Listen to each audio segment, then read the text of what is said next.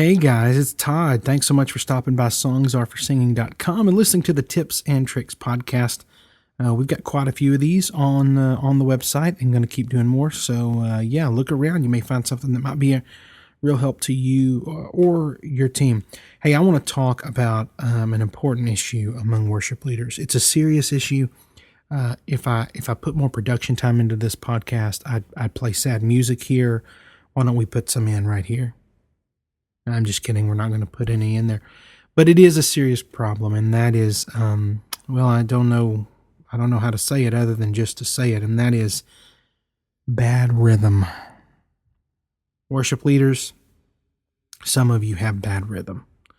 Some of you rush songs. Some of you pull songs, slow down songs, I guess would be the way to say that. And that might not be a huge deal when the whole band is playing, but I know as a worship leader, if you play an instrument, there are lots of those songs that you start. And a lot of us are not good at rhythm. Now, some of us have been blessed with the ability to have, really pretty perfect tempo, pretty close to being perfect tempo, the ability to play things at the speed at which they were rehearsed. But there are some ways, if that's you, if you think, man, my rhythm is just not good, I start stuff too slow or I go too fast, there are some ways that you can actually improve your rhythm abilities. And let me tell you something, people actually in your team will love it when you have really good rhythm. And here's the way to do it. The best way to do it is to stop thinking about rhythm. Don't think about rhythm. So don't try to think before you're about to play a song like, oh, I got to start this C chord. I hope it's not too fast. 1, 2, 3, go. And you start playing. The best thing that you can do is to actually use your musical memory. Because here's the deal. If your team is doing a song, it's a pretty safe bet that you've listened to that song a lot. You've had it in your phone. You played it on your computer. You blasted it in your car. And for maybe a week solid, or maybe over the course of a month or two, you've listened to the song and you know the song, okay? You know every part of the song and you know all the little parts of the song that the band's not able to play. Because as you learn a song, you realize, oh shoot, there's a string part there. We really can't do that. And so you are constantly faced with all the intricacies of that song. And you need to use that to your advantage. So when you get ready to start a song, for example, not too long ago at my church, we were going to do a really cool version of To God Be the Glory. But it was in this kind of weird rhythm. It was maybe like a 3/4 rhythm or 6/8, I can't remember. But I had to start it on acoustic guitar.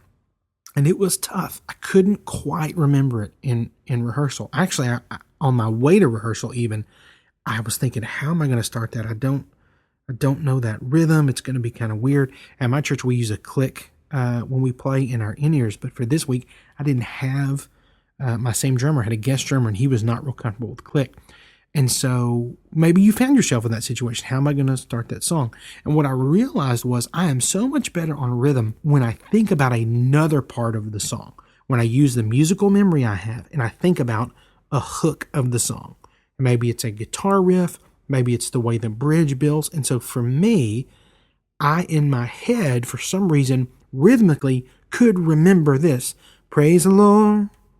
Praise the Lord. And I could remember that in my head. I could remember the phrasing. I could remember the timing. And so when I led that song live, in between the songs, I just stepped back away from the microphone a little bit and just in my head, just hummed that praise the Lord. And by the time I hit Lord, my hand was already going because it set me up.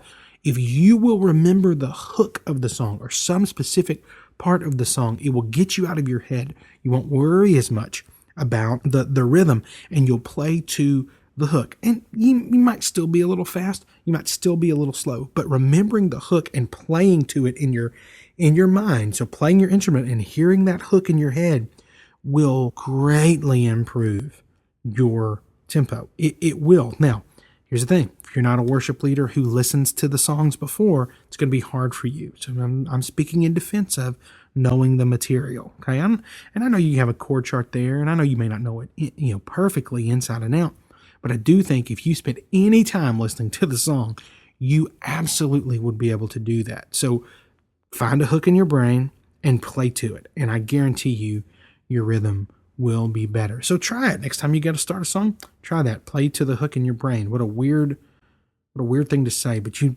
know what I mean. Hey guys, thanks for listening. Don't forget, if you've got worship questions you'd like for me to take a stab at, you can tweet me at Todd Wright Band. Thanks so much for listening. We'll talk to you next time. Bye.